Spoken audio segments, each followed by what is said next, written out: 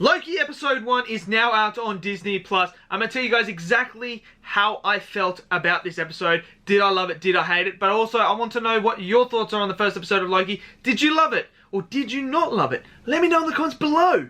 Smash that like button, hit subscribe as well. And you know what? We're just going to jump straight into this review of episode 1 of Loki.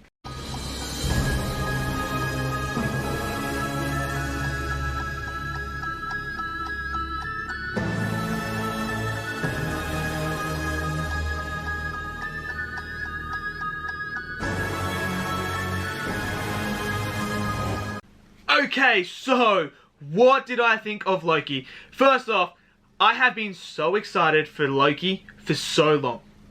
When they first announced that they were doing a Loki series, I was kind of sitting there and I was like, how are you going to do a Loki series when he died in Infinity War? How are they going to do that? And then we found out after watching Endgame and everything like that, we found out that they're actually taking the Loki from the Endgame timeline where he steals the Tesseract and beams off. We are following that Loki. We are not going to follow this other Loki. And I was sitting there and I was like, you know what? I'm actually excited for this.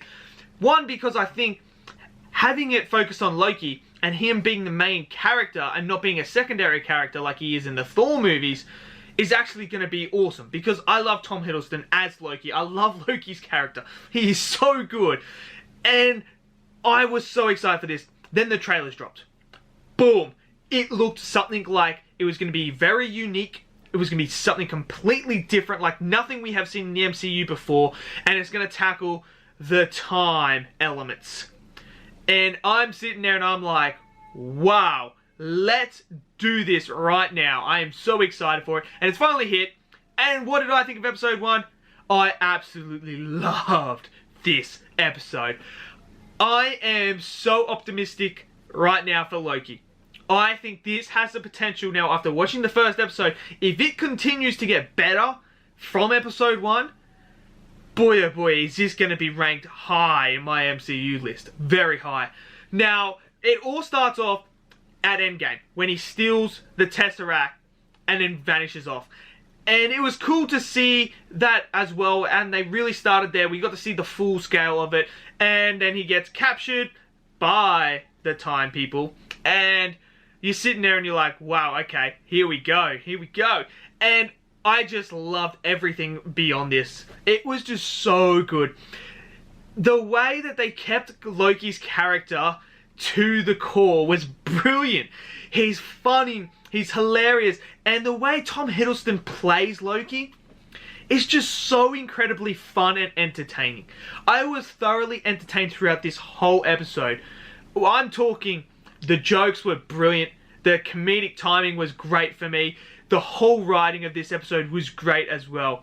And seeing Loki give off that vibe and that aura that he's the God of Mischief. He's a god. He doesn't need to listen to anyone. He knows what he's talking about. And that was good, because they kept that unique core element of Loki that makes him fun and entertaining and makes us love this character. And as things start to progress throughout the episode, we start to learn a bit more about the place that he is at.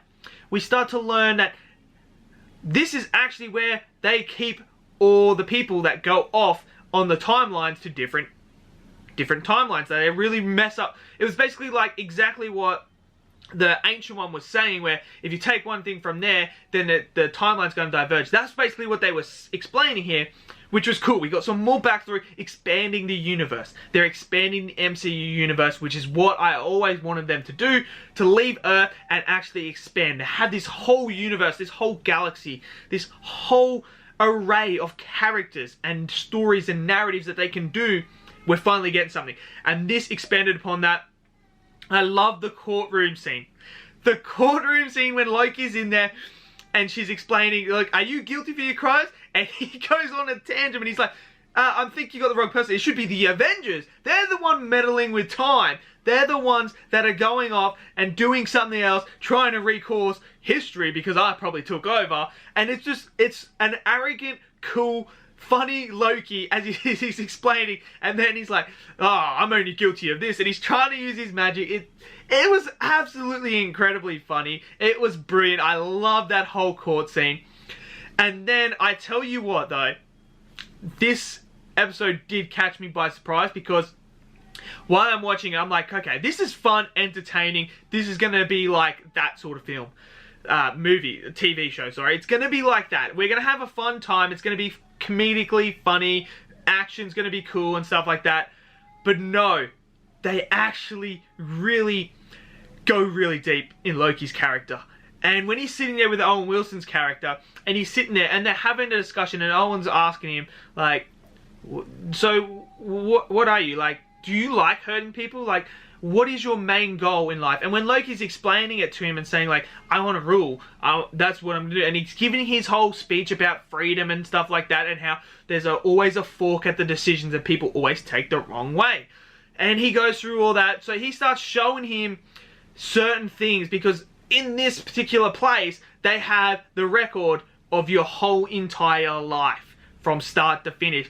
Anyway, they're showing him in that, and they're like, he's making little snipey comments at him, which I really, really like as well, when he's like, for a king, you seem to lose a lot.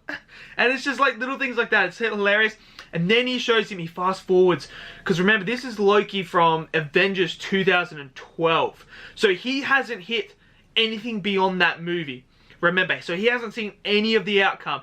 And then he shows him what actually happens after the events of the Avengers, and how he actually is like a main culprit to his mother dying. And then we actually see Loki's character really like, oh, my choices are actually having consequences. And we finally get to see that. And then we see him start he does what Loki does. He's mischievous, and he steals the device so that he can zap himself in and out of like time and stuff. He can meddle with time. And he goes to the guy at the desk, and he's like, I love it, because he threatens him he's going to turn him into a fish and gut him. And the guy's like, I don't know what a fish is, because he's only ever been in this one place. He's never been to Earth. So he has no idea what a fish is, and I thought that was hilarious. But he notices the other Infinity Stones.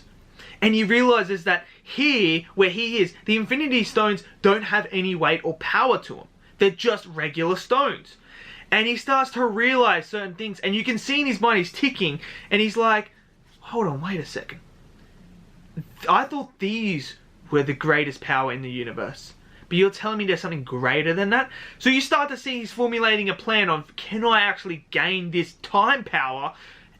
And then I'll be the greatest there is. And then he goes back. He goes back into the room.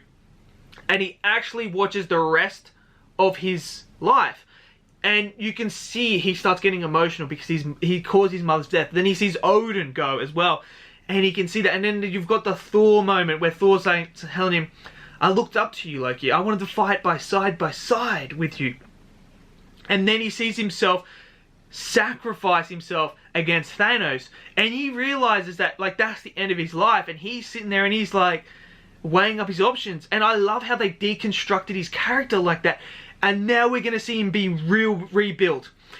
And what I thought was really good was when Owen Wilson came back in and Loki realizes, like, I don't like to hurt people. It's not what I like to do. I do what I have to do.